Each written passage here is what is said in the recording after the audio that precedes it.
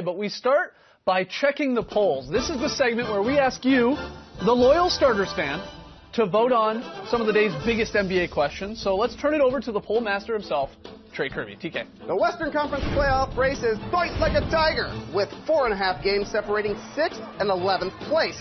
So we asked the fans which of the West lottery teams that are still in the hunt they hope make the playoffs. The Kings, the Wolves, or the Lakers. And y'all, it's a blowout.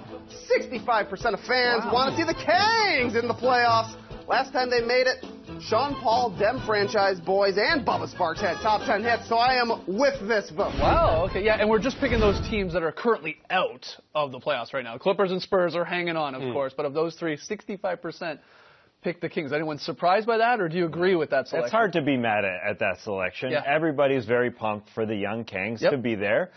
They're the only ones out of those three teams that have exceeded expectations, clearly. The Wolves have not, and the Lakers have not. But I'm sort of in the Wolves' corner because they've gone through so much adversity this season. The Jimmy Butler drama to start. They let go of Tom Thibodeau.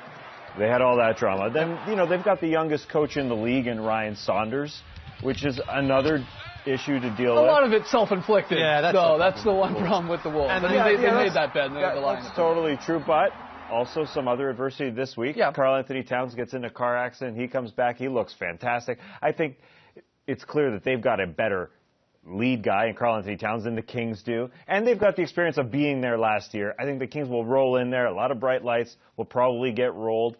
Likely the Wolves will as well, but I'm just sort of with the Kings. It's a big turnaround for the Kings franchise, though, because they've been a joke for quite a few years. For sure. And they overlooked Luka Doncic in this year's draft and have kind of been mocked for that as well. But Marvin Bagley's been really good. But De'Aaron Fox is the real story for this team. He's really come along this season. He's fun to watch. He's exciting. He's really good. And they're getting wins from it. And so you're starting to see some progress from all those years in the doldrums the Kings had.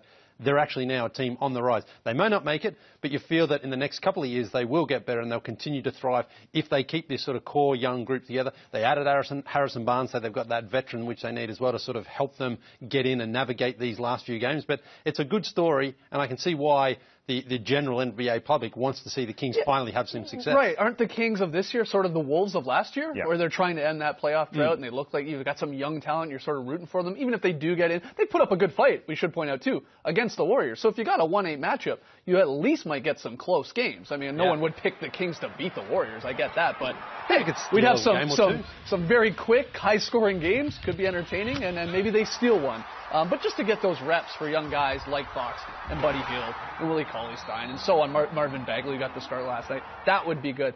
No one, or very, very few people picking the Lakers here after another unbelievably disappointing loss to the Grizzlies. They ones that we look at and go, oh, that should be a gimme. They keep dropping, and the defense brutal once again. The Grizzlies, Joakim Noah looking, I was going to say like old Joakim Noah, but I can't even remember a time where he was looking that great, just going to the rim at will. I mean, this was another embarrassing loss for the Lakers, so I'm not surprised that people are not all that high on them getting in there, even if they are led by LeBron.